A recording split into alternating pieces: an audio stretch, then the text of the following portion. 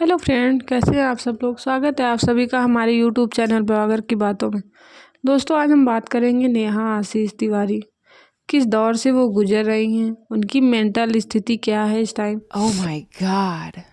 काफ़ी टाइम के बाद वो लाइव आई हैं और उन्होंने उसमें बोला कि मेरा किसी भी यूट्यूबर से, जितने भी क्रिएटर्स हैं उनके साथ किसी प्रकार का कोई संबंध नहीं है। मैं बार बार ये सारी चीज़ें नहीं बता सकती और इस विषय में ये मेरा आखिरी वीडियो है। इसके बाद मैं अपने फैमिली ब्लॉग, मेरी जो फैमिली है और मेरा काम, जो भी मैं ये इन सारी चीज़ों के ऊपर वीडियोस बनाऊंगी और कोई भी कंट्रोवर्सी या ये सारी चीज़ों को लेकर आज के बाद मेरा कोई वीडियो नहीं आएगा। मनीषा ने एलिगेशन लगाया कि अभी लगता है लोगों में बात हो रही है सचिन और नेहा में, तो इसीलिए उन्होंने लाइव आके ये सारी बातें बताई कि ऐसा कुछ नहीं है, मेरा किसी से कोई संबंध नहीं है। मैंने नंबर सचिन का ब्लॉक किया है, अब वो करे ना करे ये उसकी मर्ज़ी है, ये तुम्हारा मैटर है, मैं इसमें इन्वॉल्व नहीं होंगी। तो दोस्तों, आप लोग मुझे ये बताइए, क्या ये जो हो रहा है, क्या सिर्फ एक इंसान के ऊपर एलिगेशन लगाना क्या सही है। मनीषा बोल रही थी कि लगता है सबने कुछ कर दिया है सचिन के ऊपर, सचिन ऐसा नहीं था। लेकिन क्या ये सारी चीज़ें सही हैं? ऐसा भी होता है क्या? मुझे तो नहीं लगता कि ऐसा कुछ होता है।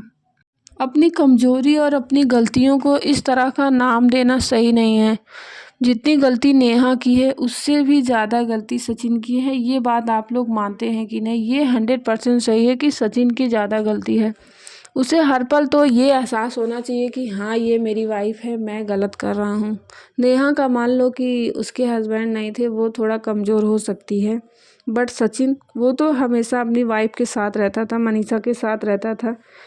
उसे तो ये सोचना चाहिए था। वैसे तो वो बहुत सिंसियर बनता है, लेकिन इन सब चीज़ों में उसका दिमाग कहाँ खो गया था। और जितने भी यूट्यूब पे लोग आते हैं सब इस तरह से नेहा को गालियाँ देते हैं, ये करते हैं वो करते हैं, तो ये सारी चीज़ें गलत हैं। आप एक बार उस इंसान की तरफ से ही होकर सोचिए। और सचिन अभी तक क्यों नहीं मूव ऑन कर रहा है? वो क्यों ऐसे पागलों के जैसे बिहेव कर रहा है? क्या हो गया है उसको? जब उसने इतना बुरा भरा बोरा यूट्यूब पे उसको बदनाम कर दिया, शादी तुड़वा दी, ये सब हो गया, तो वो अब भी क्यों? क्या उसको शादी के बाद कभी मनीषा से प्यार नहीं हुआ? और सचिन ने ये भी बोला कि मैंने 3 बार सुसाइड अटेम्प्ट करने की कोशिश की। तो भाई, अटेम्प्ट करने से क्या होता है? कुछ हुआ तो नहीं ना, कि मतलब तुम्हें सिर्फ दिखाना था। ये हर चीज़ सिर्फ दिखाना चाहता है कि मैं ऐसा हूँ, मैं बहुत कमज़ोर हो गया हूँ, बट ऐसा कुछ है नहीं। ये सिर्फ लोगों को दिखाना चाहता है। अगर कोई सच में मरना चाहे तो कोई उसको रोक सकता है क्या? नहीं रोक सकता है, वो भी 3-3 बार। तो ये सारी चीज़ें सिर्फ इमोशनली ब्लैकमेल करने के लिए होती हैं लोगों को, ये सच नहीं है। और उन सारे ये जो सारे यूट्यूबर हैं, ये जो मनीषा के घर पे पहुंच गए मुंह निपोर के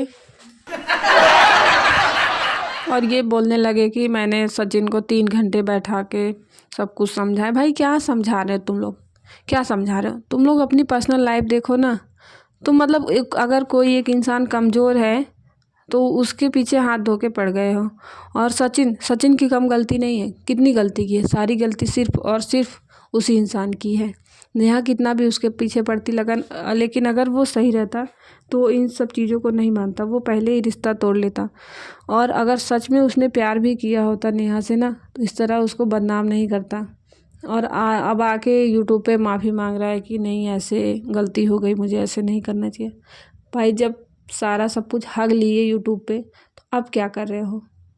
अब उसको समेटने से क्या फ़ायदा, जब पूरा रायता फैला दिया तुमने और अभी बाद में बोल रहे हो कि। दोस्तों, मैं सिर्फ इतना कहना चाहती हूँ कि आप सब लोग जितने भी हैं यूट्यूब देखने वाले, जितने भी ब्लॉगर हैं, वो किसी एक को डिफेम नहीं करें, किसी एक को दोषी नहीं ठहराएं कि नहीं ये सबसे बुरा है। गलती की है सब